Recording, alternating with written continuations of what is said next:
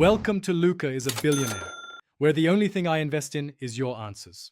You need the phone unlocked and quick settings open. This saves time. Tap the clock or swipe down twice because the bell icon and volume controls live here.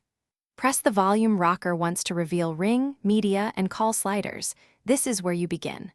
Once you see the bell icon, tap it to mute. This mutes ringtones but not always alarms. Make sure to note which slider moved, since notifications versus media behave differently. Now you'll lock in silence with Do Not Disturb. Go to Settings, Sound, then Do Not Disturb to choose calls, messages, and app exceptions. Turn off vibration for calls and notifications if you want total silence, because vibration can still alert you. Lower media and alarm volumes separately. Alarms often bypass silent, so set alarm volume to 0 or schedule D&D to include alarms.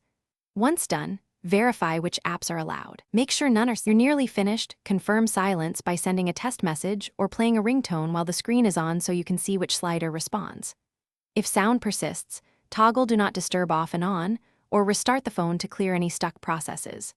Also check Bluetooth and cast connections, since audio can route to paired devices.